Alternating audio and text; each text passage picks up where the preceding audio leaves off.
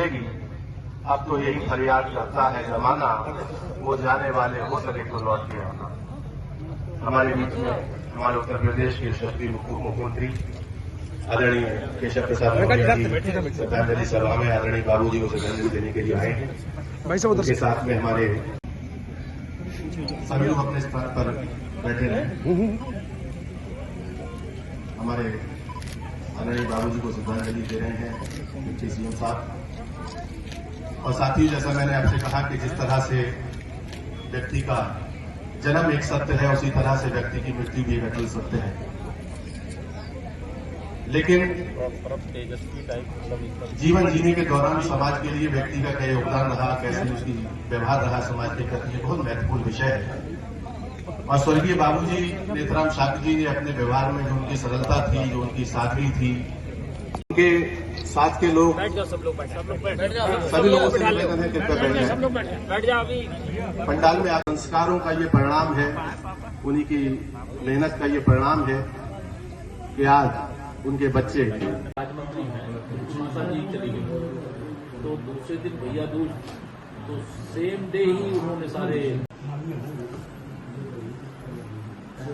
सब लोग आ रहे हैं, तब आते तब देखते।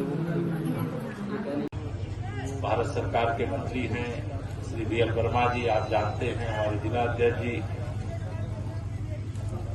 यहाँ हमारे विधान परिषद के सदस्य जयपाल सिंह व्यस्त जी भी मेरे सामने वहां दिखाई दे रहे हैं, और भी कई वरिष्ठ लोग सब यहाँ पर आए हुए हैं बाबूजी को अपने श्रद्धा सुमन अर्पित करने के लिए। मैं आप सबके सामने इतना ही कह सकता हूं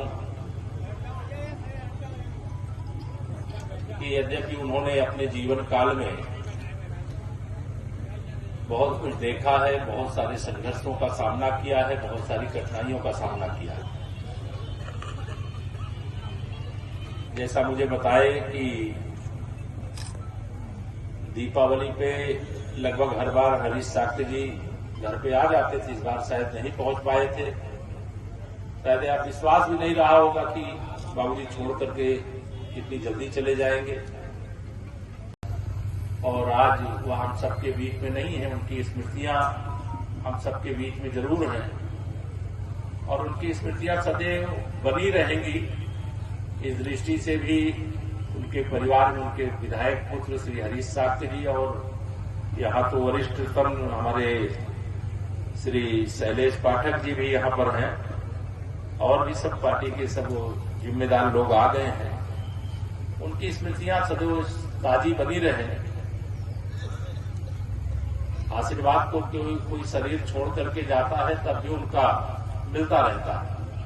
वो शरीर से चले गए हैं, लेकिन यह सदा विश्वास रखना चाहिए कि वो जिस भी दिव्य लोक में होंगे, जहां पर भी होंगे, उनका आशीर्वाद परिवार को, बच्चों को, जो उनको मानने वाले हैं, उनको प्राप्त होता है।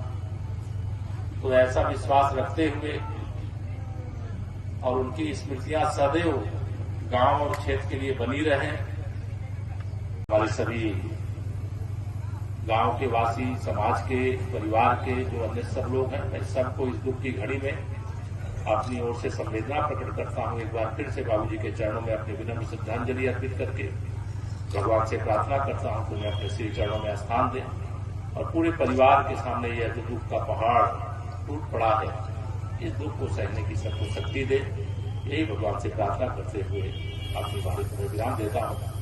और क्योंकि आज मैं जल्दी आया, इसलिए कि मुझे जल्दी कोई एक आवश्यक बैठक के कारण जाना है, इसलिए जल्दी आया, इसलिए थोड़ा जल्दी जाने की भी है, लेकिन आना जरूरी था।